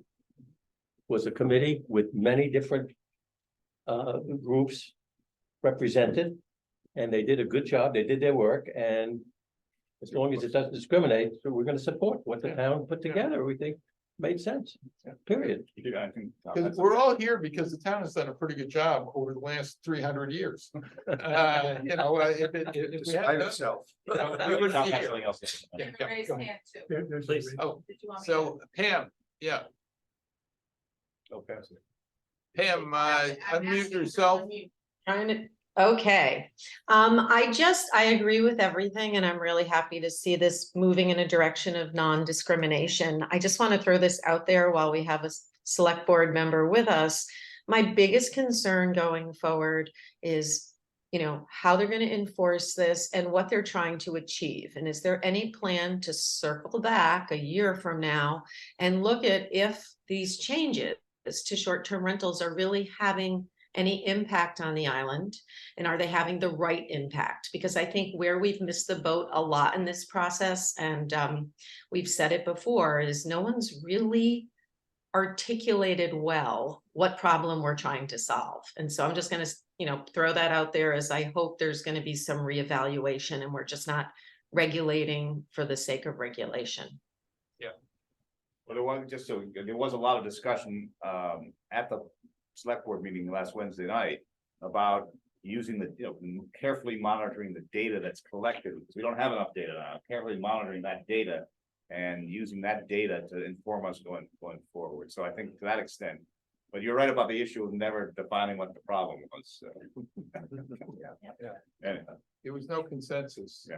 A lot of problems and it's different people's minds. And so good. I'm glad you brought that up. because in a way it tells us that, there's a continuing role for Peter, and Bill. They will have to monitor this, for, as long as they own their homes on the island. Peter, I have two quick, Yeah. yeah, Kathy, what you said before about trying to explain this to people, I was with my family last night they were like, oh, well, what happened on Wednesday? They hadn't seen anything, and I was like, oh, boy, okay. So we went on and trying to explain to them the difference, and they're like, well, why do all our friends not like this? And I'm like, okay, so it's really difficult, if somebody doesn't, and God bless them for not following it, because I've been dreaming about short-term rental policy, and that's You're not mental helping. illness. Yeah. It is a nightmare. So anyway, we have our work cut out for us on all that. And then I would just say, another provision in here that I think is a really good idea is the community impact fee, which is a 3% fee on all transactions for the state's definition of professionally managed units. That will go into a stabilization fund and be used for, I was gonna say short-term rentals, affordable housing. And in Matt Haffenreffer, the data consultant for the town, his estimate that was based on the state registry, if I remember correctly, don't quote me on this, it was about 15% for professionally managed units. So it is a bit of money. And, the folks who are renting are using our roads and our water and our sewer and et cetera, et cetera. And to me, that sounds like a good, it does add to the rental. I'm sure it will come back in the rental prices, and there's arguments against it, but on balance, to me, it seems like maybe as a select board member, I shouldn't be advocating for one of these bylaws. Housing panel. Yeah, but yeah, so, but I was also a short-term rental work group member, so I guess looking back, that's what I thought at the time. I forgot one thing, Peter, that was sort of the cherry on it. On the ice cream sundae, you should know about, Granicus was the entity that came in and started all this in the sense of they came in and they had their data and they were telling us about, all this and how we should operate. And they also, most importantly, were charged with creating the framework to register. The new registration. Well, as you know, nothing. So finally, after the select board did what it did, which was good on Wednesday night, the town finance director stood up and announced that Granicus had been fired. Good. And most importantly, they're gonna seek reimbursement of some of that contract. And they've hired, what I thought was a great thing, they're either looking at or hired someone who is specializing in cleaning up after Granicus, whoever this company is, had the opportunity, because Granicus apparently left this trail in the past. So anyway, that's the way. They're looking at two different vendors that do this kind of service. And then they've asked me and Penny Dye and Lisa Wynn, who are real estate agents who understand the operation on how you have, what information, STR operators need and so forth, to help them actually look at the different options and ask questions of the vendors and vet them and. They're hoping to have it by January And 1st. then make work together with the town to choose the best one that they will then put on contract, and they want to have it by January. So there's another lost year of collecting information, but. It is a tragedy that Granicus has failed so completely. We needed the data so much. We needed it a year ago and we need it now, and we have none of it. Well, the first year we had to get Matt, we brought Matt in I to know. clean up on that. Tragedy. Anyways. Tragedy. They should have been canceled a long time ago. And Matt is also involved in this. But they're gonna try to get the feedback. Sorry. What's So the I definition think of the one professionally open question that I Well, because Matt's think what it is. deserves some additional address is enforcement. Yes. I think the big picture on enforcement is that I'm not gonna say, Mexico's gonna build a wall, but that's in a way, that's the answer. There would be a fee to register. And under the law, that fee can't be higher than the actual cost of the whole registration process. But I think included in that will be enforcement. Absolutely. And so that fee will adjust, over time to include, if you need, some actual bodies there devoted solely to this issue and to enforcement, the fee will be paid for, and enforcement will be paid for by the people engaged in the rentals. I don't know if everybody saw the tuna issue that just came out this week, Yeah. okay? That to me, this was a great example of how we need to have that kind of enforcement. I mean, I was impressed. The Department of Health determined whether or not a tuna was properly Yes. caught or not properly caught. And if we can do the same with short-term rental, we will finally accomplish something. Thus far, I'm not sure we have it, but that's the goal. But it was very, very interesting, the excuses, at the club's excuse was they weren't, it wasn't their tuna, it was just in their freezer for somebody else who caught it, and you can understand, somebody would need a big space to cool something like that for a short We period didn't of time. sell it, it was our health. Yeah, Yeah, and that was the that was the restaurant that excuse, yeah. basically said it was for the staff. Because it's But may Uh, I say, yeah. Roberto Santa Maria has Yeah. turned around the health department. He's He terrific. is amazing. Yeah. He's wonderful. We had him at the beginning of COVID, toward the beginning of COVID Yes. here, and he's really He's turned a, around. the an asset, for the town. Indeed, whole government works pretty well. right. So, anybody else? I have yeah. a curious thing. Has to do with the regulatory perception of the town office about this committee. As you know, I was appointed uniquely to fill in vacant terms, so I had only days between my being sworn in Mhm. and the end of my term. And sometime in June, I received, like all of us do, from the town office, a form to fill out, two forms, conflict of interest and a swearing to uphold the Constitution. Yeah. And I did that. But the loop was never closed. I never got anything back from Maureen saying you are reappointed. I assumed I was, so I waited a month and I went into the office again, end of July, a couple weeks ago. And I said, do I need to be sworn in? I don't know if I'm reappointed, but I was sworn in. And if I assume I'm reappointed, should I be sworn in again? And the woman at the desk said, I don't know. Why don't you go across the hall to the town office? So I went there. The first person said, no, you don't need to be sworn in because it's just an advisory committee and anybody can come. So No. just go. And I said, well, that doesn't quite sound right because they, they're worried about counting quorum. Occasionally you take a vote, most days consensus. So then the next guy came to the office and he agreed. You don't need to be sworn in because it's just an advisory committee. Finally, Maureen came back from lunch and she said, oh no, you need to be sworn in. So I was sworn in. So I just. Welcome to Nantucket. Well, Yeah. The, we That's are, exercise. we're not exactly like every committee. yeah, we're looking actually for an enforcer to make sure that we have been, fulfilling our oaths of office. Yeah. Actually, I'm not sure are there any other advisory committees to the select board? I'm not sure there are. We may be unique in that regard, and that may The be. Shellfish advisory, there's Yeah. a whole bunch of different. Coastal resilience, It's- advisory, Yeah, there are other ones, but yeah, there's a lot of them. Are you sworn I can see that Absolutely. you're kind of unique in some ways. in?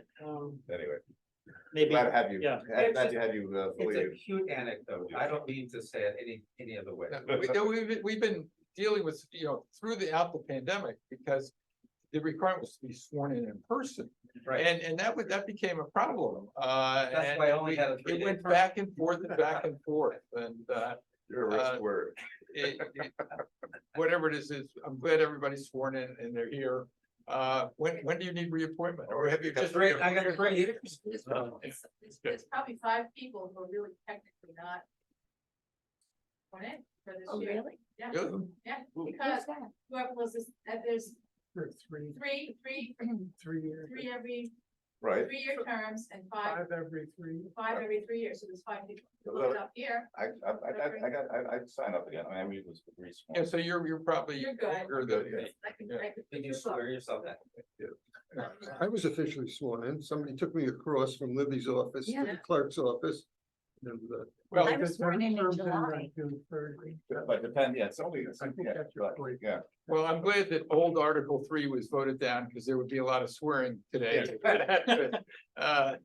And so where are we in the agenda now? It's not Are you finished with your report? Peter? Yes. Yes. Good. So what we actually are, way beyond time, and we have report from PR committee. And says discussion on top 3 non-voter taxpayer issues. Take that over. I think that's been circulated, and maybe we need to take that up the next meeting. Yep. Yeah. Yep. Is that okay with you? Yeah, Yeah. we may not have a speaker at that meeting. We don't, we'll figure out if we need a speaker or not. No, if you want, that meeting's good, that's a lot to address. I mean, Yeah. my guess is gonna need a good hour and a half, at least. Yeah, unfortunately, I'm not gonna be here for the next meeting. Okay. Okay, It'll be Saturday, let's see, I'll be in Central Bay. Oh, Um, well, you can zoom in. I All know. thank you for the right, well, we'll try to fill those shoes. I have a question. Yeah. In September and then into the fall, are we still meeting every other week? I'm not gonna be on island after we, the end of this month. Yeah, normally, as of Labor Day, we revert to a monthly Monthly, meeting. I think that's it now. And then we can. Either always- monthly or if something is Exactly, coming that's up. my- that's my point. So that's. Stay flexible.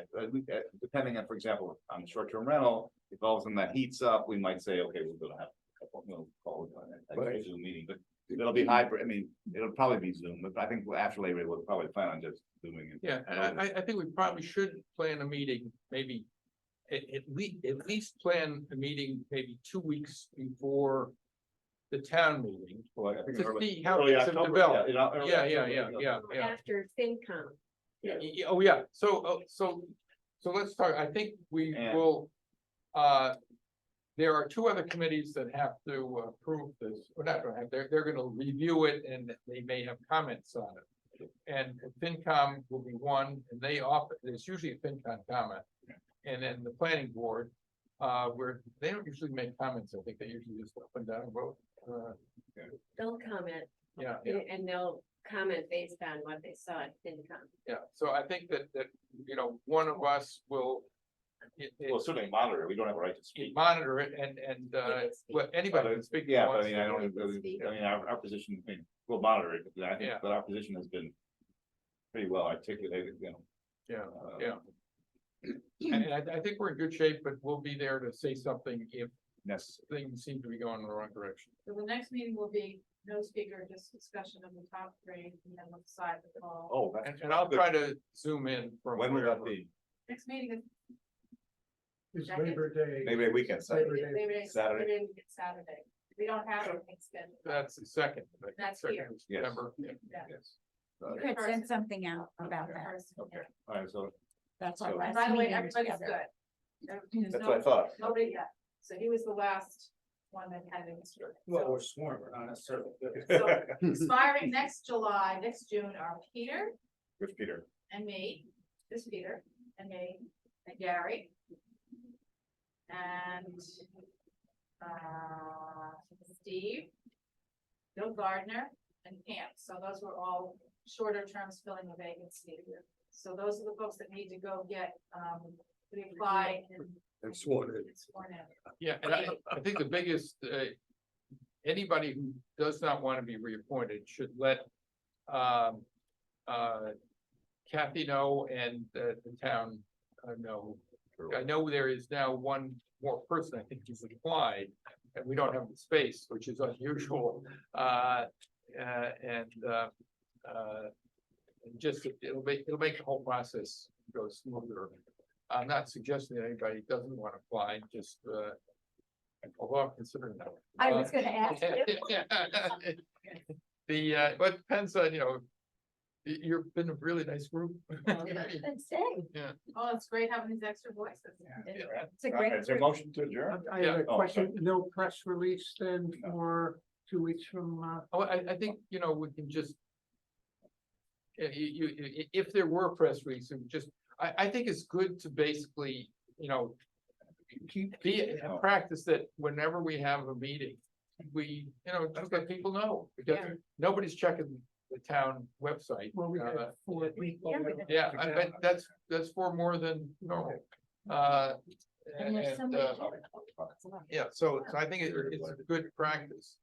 And it might just say, discussion of priorities for the coming year or something like that. Yeah. Good. Is there a motion to adjourn then?